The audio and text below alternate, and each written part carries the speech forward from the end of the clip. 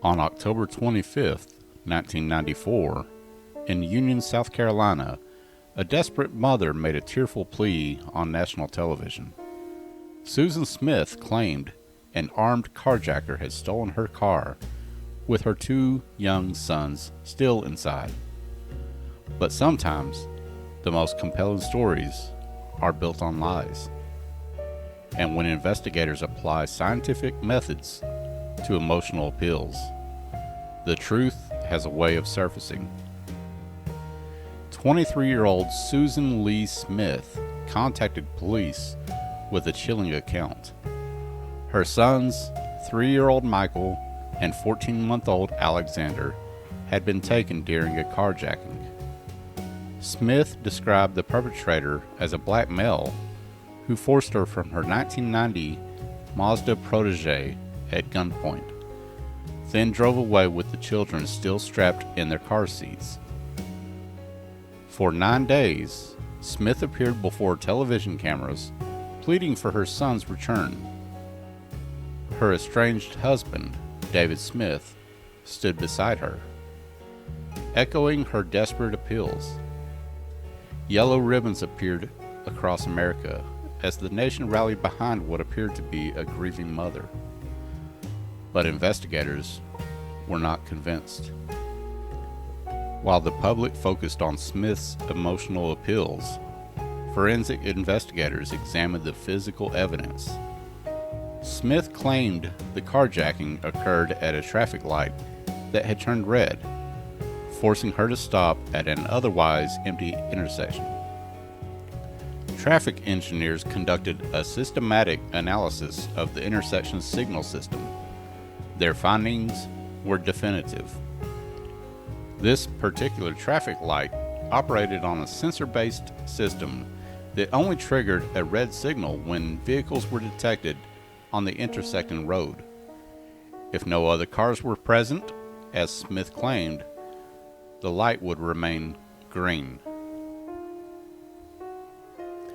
This wasn't opinion or interpretation.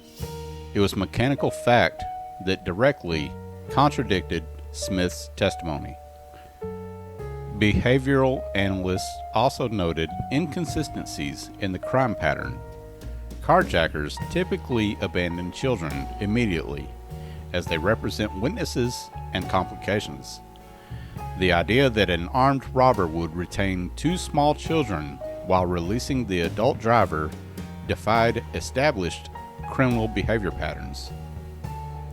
2 days into the investigation, Smith submitted to a polygraph examination. While polygraph results aren't admissible in court, they provided investigators with additional grounds for skepticism. The examination suggested deception in Smith's responses about her knowledge of the children's whereabouts. By the second day of the investigation, police already suspected Smith knew where the children were. Their professional training in evidence analysis had identified multiple inconsistencies that the emotional public narrative couldn't explain away. On November 3rd, 1994, 9 days after her initial report, Susan Smith's story collapsed under investigative pressure. She confessed that no carjacking had occurred. Instead, she had deliberately driven her car into John D. Long Lake with her sons strapped inside. Underwater recovery teams located the submerged Mazda 122 feet from shore in 18 to 20 feet of water. The vehicle had been positioned too far from the bank for initial search efforts conducted closer to shore. Investigators conducted scientific tests to understand exactly what had happened. Using an identical vehicle, they recreated the submersion process. Underwater cameras documented the sequence of events as water entered through the air vents. The forensic evidence was chilling. It took approximately 6 minutes for the car to completely submerge. During this time, water gradually filled the passenger compartment while the vehicle remained partially above the surface. The boys' bodies were recovered still strapped in their car seats, with one small hand pressed against a window. This 6-minute timeline became crucial evidence. It contradicted any claims of impulsive action or momentary mental breakdown. The extended duration indicated sustained, conscious decision-making throughout the act. Investigators examined Smith's personal relationships for motive. They discovered she had been involved with Tom Finley, a wealthy local man who had recently ended their relationship. In a letter to Smith, Finley had explicitly stated he didn't want children in his life. The prosecution theorized that Smith viewed her sons as obstacles to the relationship she desired. Phone records and witness testimony supported this timeline of events. The defense presented psychological evidence of Smith's troubled background. Mental health experts diagnosed her with dependent personality disorder and major depression. They documented a history of sexual abuse by her stepfather, Beverly C. Russell Jr., that had continued until 6 months before the murders. Psychiatric evaluation revealed Smith had attempted suicide twice, once at age 13 and again in 1989. Her father had died by suicide when she was 6 years old, establishing a pattern of trauma and mental instability. The prosecution presented overwhelming physical evidence of Smith's guilt. The forensic timeline, traffic light analysis, and her own confession created an undeniable case. The jury deliberated for only 2.5 hours before convicted Smith of 2 counts of murder. During the penalty phase, prosecutors sought the death penalty. However, the jury considered the psychological evidence and voted for life imprisonment instead.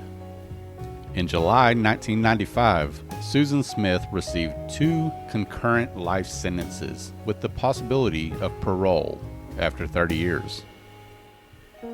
Institutional records document Smith's continued behavioral problems during incarceration. She violated prison regulations through inappropriate relationships with correctional officers, resulting in their criminal charges and her transfer between facilities. Disciplinary reports also documented drug use and unauthorized communications with outside parties.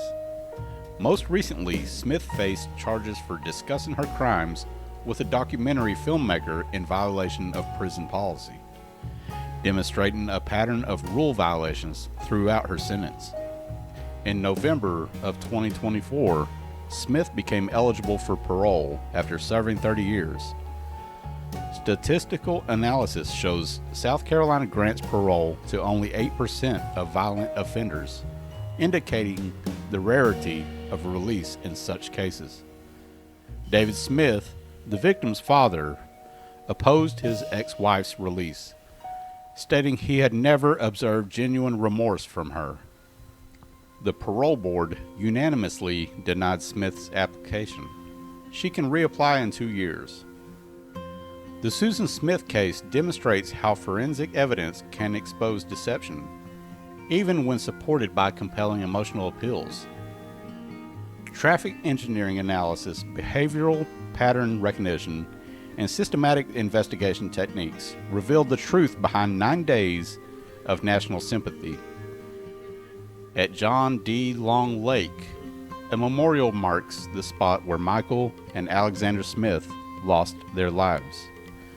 The scientific evidence presented at trial ensures their story, and the truth about how they died will never be forgotten. Sometimes, when tears fail to match the facts, it's the evidence that speaks for the victims. And that's all for today. If you found this video interesting, please consider subscribing and hitting that like button. Thanks for watching, and I'll see you in the next one.